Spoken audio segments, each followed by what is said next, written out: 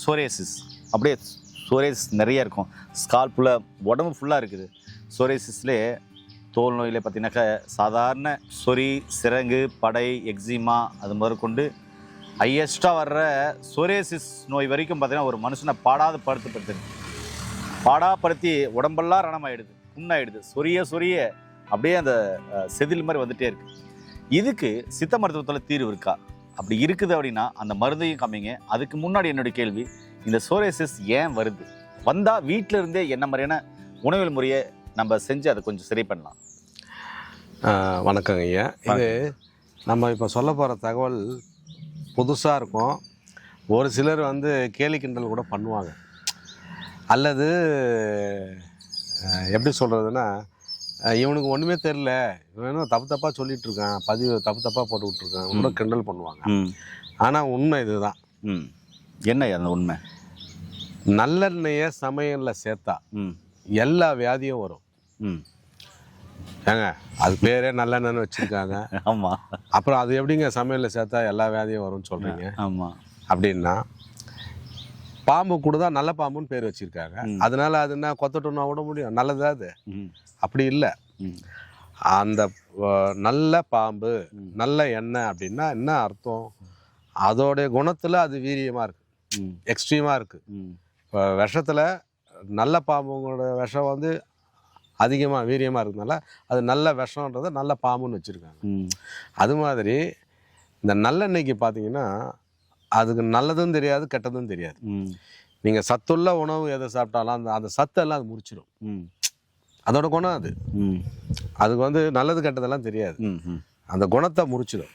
அப்போ நீங்கள் கஷ்டப்பட்டு வேற சிந்தி சம்பாரித்து நல்லா அருவாக சமைச்சு சாப்பிட்ணுன்ட்டு வாங்கிட்டு போடுவீங்க. வீட்டம்மாவும் அந்த நல்லெண்ணெய் வச்சு தாளிச்சு கிழிச்சு செஞ்சு கொடுப்பாங்க. ஆனால் அந்த சத்தெல்லாம் காலி பண்ணிட்டோம். சத்து போன பிறகு வைத்தியருக்கும் டாக்டருக்கும் போய் செலவு பண்ணிக்கிட்டு இருக்கணும். அதுக்கு நம்ம திருப்பியும் உழைக்கணும். அப்போ டபுள் இன்கம் வேணும். நல்லெண்ணெய் யாரெல்லாம் சமையலில் சேர்க்குறீங்களோ 2 வருமானம் வேணும். சத்தும் கிடைக்காது, எல்லா நோயும் வரும். அதுக்கு நீங்கள் செலவு பண்ணணும், திருப்பி இன்னொரு வருமானம் தேடணும். இது தேவையா? அப்போது ஸ்கின் டிசீஸ் வருது அப்படின்னா ரத்தம் சரியில்லைன்னா தான் தோல் நோய்கள் வரும்.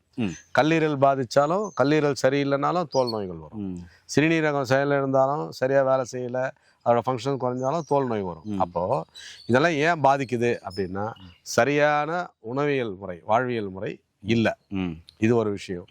இன்னொன்று, மனசுக்கும் தோலுக்கும் நேரடி தொடர்பு உண்டு.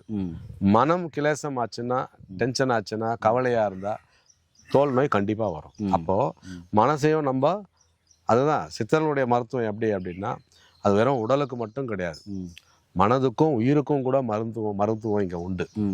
அப்போ மனசை தெளிவாக வச்சுக்கிட்டு இருந்தாலே பல நோய் உங்களுக்கு சரியாகும். அதில் தோல் நோயும் ஒன்று. அப்போ மனசையும் சாந்தமாக வச்சுக்கணும், ரொம்ப டென்ஷன் ஆகக்கூடாது, காற்றோட்டமான அறை இருக்கணும். கார்பன் டை ஆக்சைடு மிகுந்திருந்தாலும் ஸ்கின் டிசீஸ் வரும். அப்போ பிராணசக்தி அதிகமாக இருக்கிற சூழ்நிலையை நம்ம இது பண்ணிக்கணும். ஏசி ரூம்லேயே இருந்தாலும் வரும். ஏன்னா அங்கே பிராணசக்தி கிடையாது. நம்ம மூச்சு விட்ட காற்றே அந்த அறையில் இருக்கும்.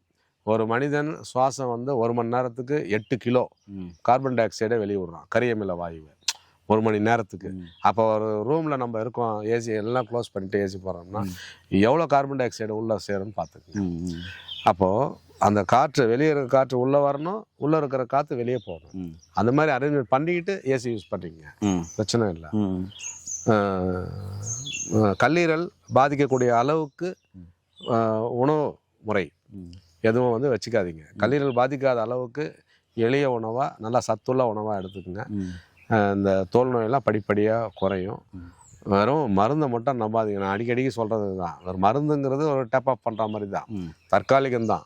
நிரந்தரமான தீர்வு வேணும்னா நீங்கள் உணவியல் முறை, வாழ்வியல் முறை, அந்த டைம் மேனேஜ்மெண்ட்டு இதெல்லாம் கொஞ்சம் கரெக்ட் பண்ணிங்கன்னா சரி பண்ணிக்கிட்டு வெளியே வந்துடலாம். சரிங்க.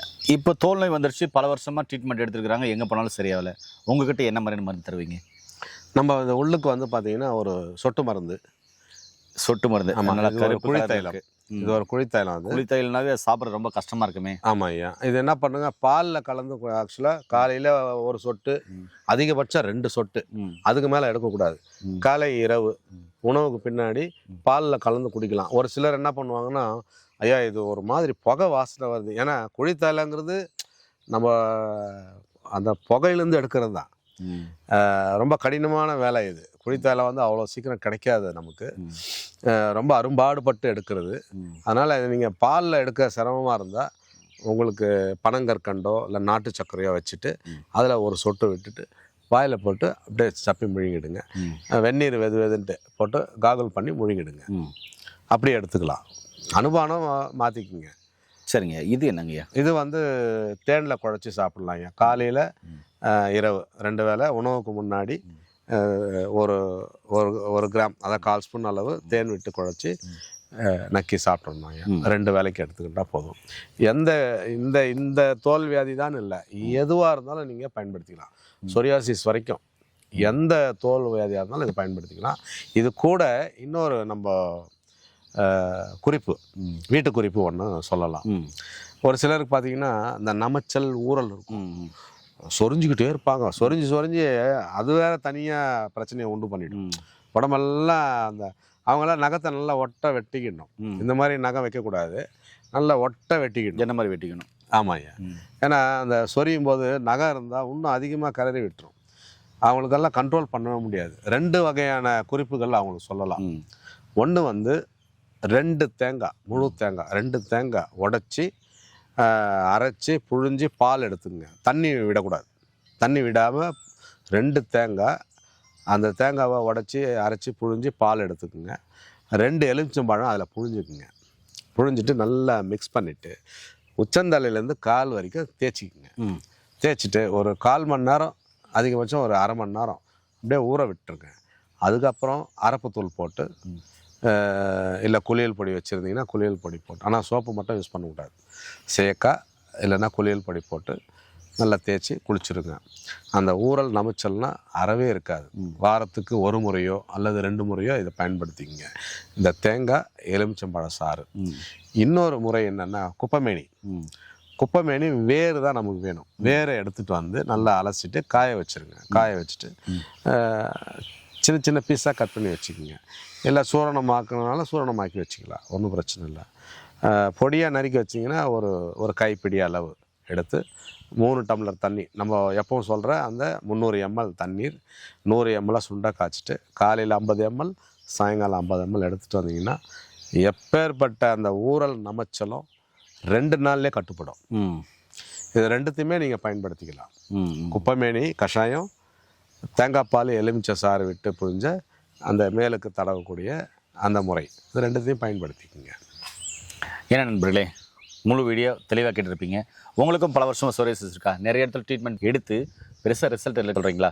கீழே போகிற நம்பர் கால் பண்ணி படித்து பட்டதாரி மருத்துவ மூலம் கொடுக்குற இந்த மருந்துகளையும் சரியான ஆலோசனைகள் எடுத்துகிட்டு இந்த சொரியாசிஸ் மட்டும் எந்த நோயும் வராமல், நோய் நொடி இல்லாமல் ஆரோக்கியமாக வளர, நோய் நொடி இல்லாமல் ஆரோக்கியமாக வளருங்க.